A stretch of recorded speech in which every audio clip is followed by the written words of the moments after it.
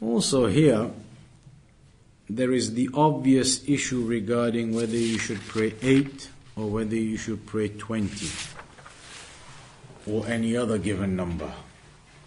So how many are you supposed to pray then?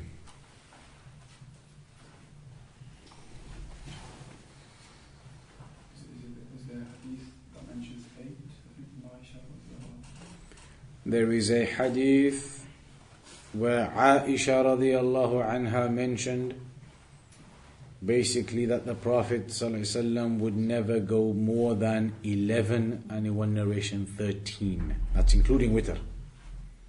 11 or 13 including witr. So that would basically just be your 8 figure, and then on top of that the witr. But there are opinions you can do more than that.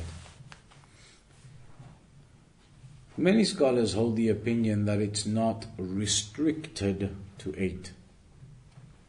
Shaykh al-Fawzan included. That it is not restricted to 8. And they mention some evidences and examples. There's one hadith when a man came to the Prophet sallallahu alaihi wasallam and he asked him, how do I pray the night prayer? How?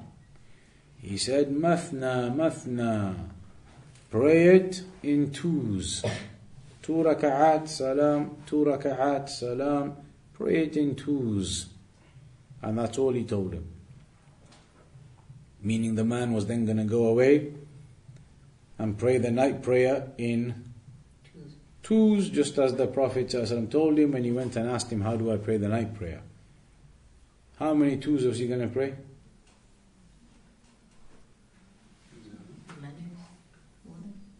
As many as you wanted? How come? Because he didn't mention a number. The man came to the Prophet ﷺ asking him, how shall I pray the night prayer? The Prophet ﷺ told him, pray in 2s. And that's it. Never gave him any restriction. Pray in 2s, but no more than 8. Never said that. So now the man's going to go away and pray in 2s. How many 2s? Who knows? 20, 40, 60? Prophet ﷺ didn't give him any restriction. As many. Because the Prophet ﷺ never told him that there's a restriction. Bear in mind though, you can't go above this number or that number. And was the man in need of being told that or not? The man came to the Prophet ﷺ inquiring and asking about how to pray the night prayer. To tell him to pray in 2s, to pray in 2s, that's explaining how to pray the night prayer, but isn't the number you're allowed to go to as a maximum part of explaining how to pray the night prayer? Yeah. Definitely.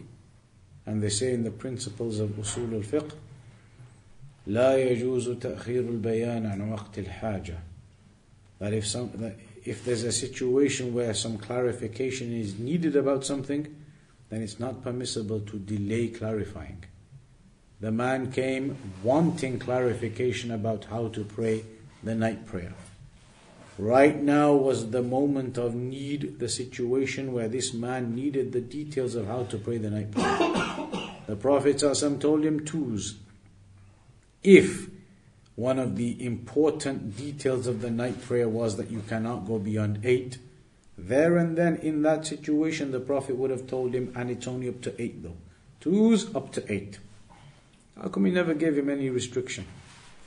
Because right now that man's going to go away, pray in 2s, 10, 12, 20, 24, 30, 36. Who knows? Prophet never told him stop at any given number. So this is one of the evidences that some of the scholars use to say that you can't restrict people to a given number, because the Prophet ﷺ never restricted this man to a given number. And that was the moment, the time where that detail was needed. The man wanted to know, how do I pray? If night prayer was only up to 8, then that was the moment to tell him. And he wasn't told. Meaning it wasn't a part of the ruling. The man was purposely left to just go pray in 2s, as many as you want basically. So the scholars, they say that is a strong evidence, they say, that there is no restriction. If there was a restriction, then without a doubt the Prophet would have said to him, pray in twos, but don't go above 8. Definitely in that situation. Because otherwise, now imagine, it's very easy to imagine this situation. Somebody comes to you and says, how do I pray the night prayer? Ramadan's here now, I can't make it to the mosque because of my work. I'm going to just pray at home, the Taraaweeh, a little bit what I can do. How do I do it? So you're going to tell him, for example, pray in twos. And if you definitely believe it's only 8, you're going to say to him, and it's 8 raka'aat by the way, and then you do your witr. You're not going to say that, or you're going to say that? Definitely. Because the guy is asking you, how do I pray the night prayer? So here the man was asking the Prophet ﷺ, how do I pray the night prayer? And the Prophet never mentioned anything about the number. He just said in twos, that's the way to pray it, no restriction. So some scholars say it's open. It's not restricted to just 8. It is open beyond that. And that is the opinion of Shaykh al-Fawzan and others. Other scholars have mentioned though, that the action of the Prophet ﷺ clarifies this matter. And we know that we always take all of the sunnah together in context. The action of the Prophet ﷺ, as per the hadith of Aisha radiyallahu anha, is that he never went over 13 as a maximum, with the witr included, as per one of the variations of the narration.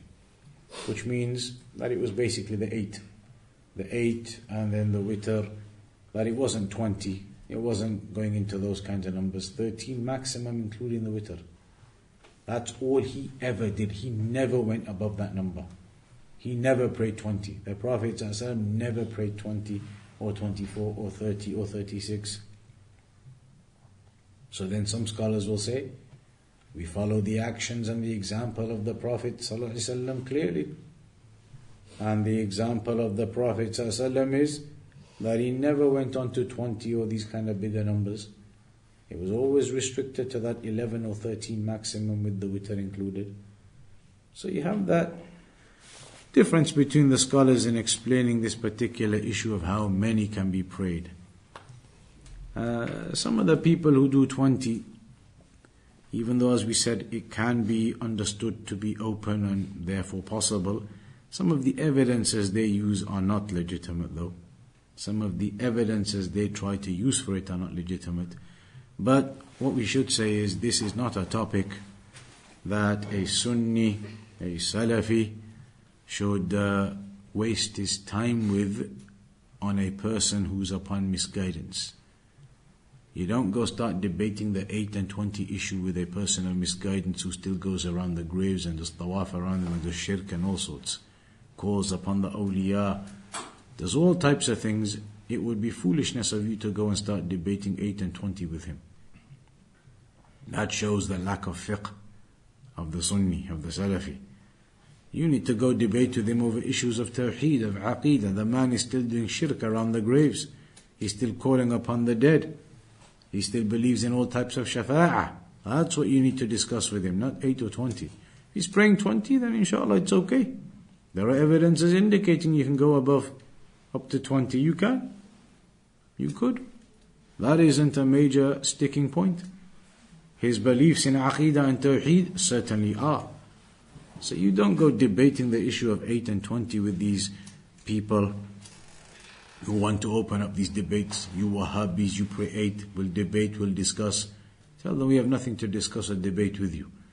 There are Sunni, Salafi scholars who allow praying more than 8. So there's nothing to discuss as far as I'm concerned. You want to discuss, then it's going to be on issues of Aqidah, of Tawheed, of Usul, of talking about the fundamentals of the religion that you people are astray on.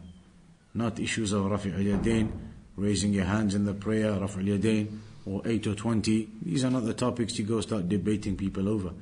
A person who gets involved in that type of thing, it shows that he's not himself studying and understanding the religion and the principles of it and how to talk to people, how to give da'wah. If you're going off and wasting time with some Sufi talking about 8 and 20, and the man is still calling upon the dead and doing all types of things. So a person needs to be aware of these points.